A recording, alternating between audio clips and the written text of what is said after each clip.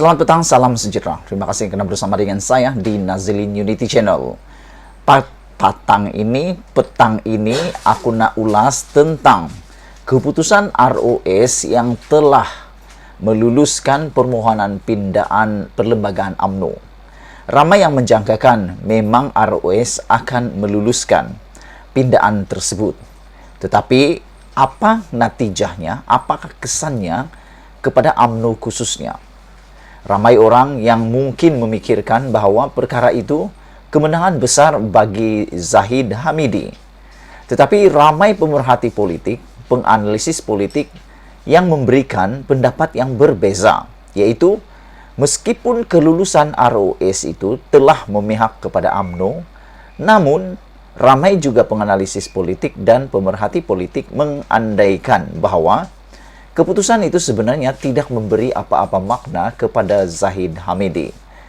Walaupun kuasa ada pada tangan Zahid Hamidi, namun ada beberapa isu yang akan kita ulas pada petang ini.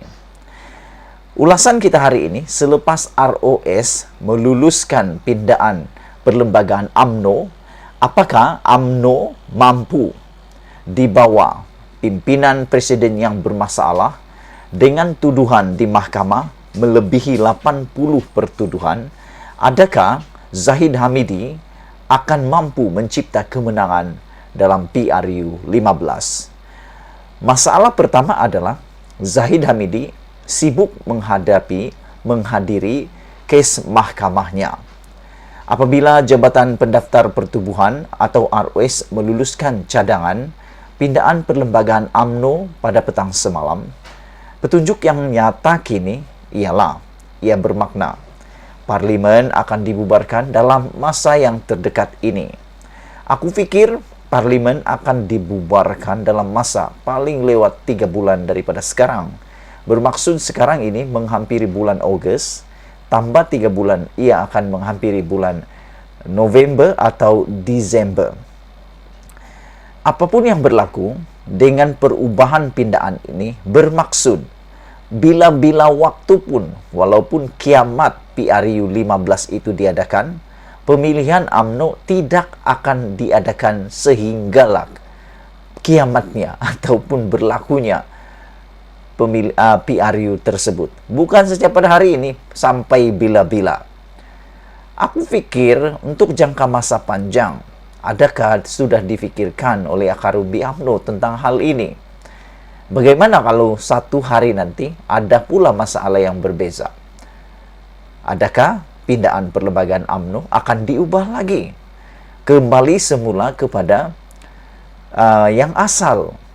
Itu persoalan besar yang mau difikirkan. Kerana sekarang ini, apa yang mereka pindah ini, kononnya akan mengukuhkan lagi parti UMNO, kerana tidak perlu memilih pemimpin baru sebelum PRU. Bermaksud tidak akan berlaku perpecahan sebelum PRU 15, kata mereka.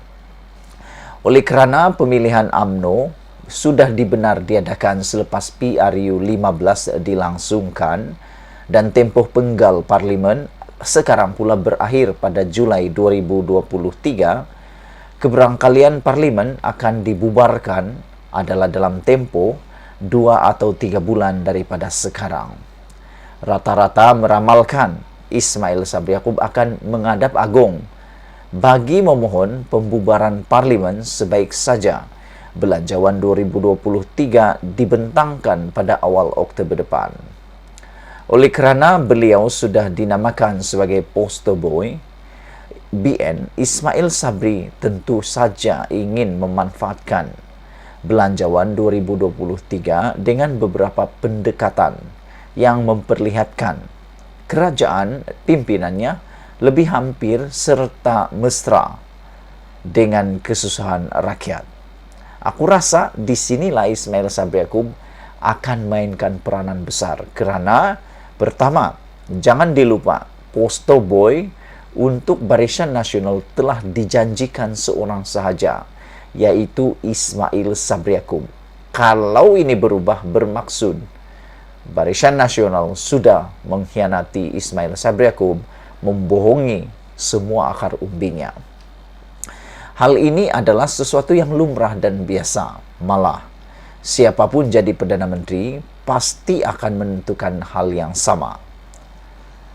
Cuma, dengan PRU 15 diadakan terlebih dahulu sebelum pemilihan UMNO, ini bermakna Zahid Hamidi selaku Presiden UMNO akan kekal memainkan peranan penting dalam banyak perkara, khususnya dalam soal pemilihan UMNO untuk bertanding. Ada dua isu besar berbangkit dalam hal ini. Yang pertama, apakah nasib penentang-penentangnya dalam UMNO seperti Anwar Musa, Shahidan Kasim, Tajudin Abdul Rahman, dan lain-lainnya pada PRU 15 nanti? Apa nasib mereka nanti? Kerana yang pro kepada Ismail Sabri Yaakob dan sering kali menentang keputusan Presiden UMNO ini ramai. Termasuk Khairi Jamaluddin juga pernah seperti tak sebulu dengan Zahid Hamidi. Apa nasib mereka? Adakah mereka akan dicalonkan ataupun digugurkan oleh Zahid Hamidi? Jika digugurkan, mungkinkah mereka dengan senang hati memilih bersara atau beralih untuk bertanding mewakili parti lain? Jangan lupa, walaupun RUU anti lompat parti telah dikuatkuasakan, ia hanya berlaku apabila sudah selesai PRU. Maksud kata, dia menang. Tapi kalau dia belum lagi PRU, waktu bubar dia pindah, itu diperbolehkan. Tidak ada apa-apa masalah kepada mereka yang bertanding dalam parti yang lain. Jika itu berlaku, apakah kesannya kepada BN dalam mencari kemenangan? Kedua, ini juga bermakna dalam PRU akan datang, buat pertama kali dalam sejarah di mana UMNO dan BN akan menyertai pilihan raya dalam keadaan parti dipimpin oleh presiden yang berdepan kes mahkamah. Tak pernah dalam mana-mana PRU sebelum ini Presiden UMNO terkait dengan kes mahkamah, apatah lagi dengan jumlah kes yang banyak, yaitu 87 pertuduhan. Bayangkan, 87 pertuduhan Zahid Hamidi. Mahukah rakyat memberi sokongan dan undi, sedangkan Presiden UMNO dan pengerusi BN dilihat bermasalah dan tidak bersih, terutama jika Zahid Hamidi sendiri masih bertanding di Parlimen Bagan Datuk. Bagaimana UMNO mahu menepis kecurigaan dan kebimbangan rakyat bahawa jika UMNO dan BN diberikan kemenangan, ia lebih mungkin digunakan untuk menyelesaikan kes mahkamah yang sedang dihadapi itu. Mahu tidak mahu sebenarnya, dalam keadaan PRU 15 diadakan terlebih dahulu sebelum pemilihan UMNO dan Presiden UMNO pula sedang bermasalah dan dilihat tidak bersih, bagi menjamin rakyat tiada kecurigaan untuk memberi undi kepada BN, pilihan yang terbaik ialah Zahid Hamidi mesti berjiwa besar dengan memilih untuk tidak bertanding sama sekali.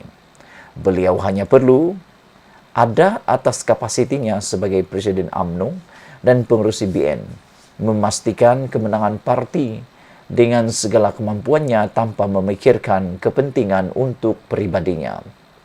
Percayalah, jika ini dapat dilakukan, pengorbanan Zahid pasti dibalas dengan sokongan yang melimpah ruah oleh rakyat. Sekian dulu ulasan untuk kali ini. Jangan lupa tinggalkan komen Anda, tekan butang subscribe. Malaysia kita punya, kita juga sama-sama cintai Malaysiaku. Kita jumpa lagi. Bye-bye.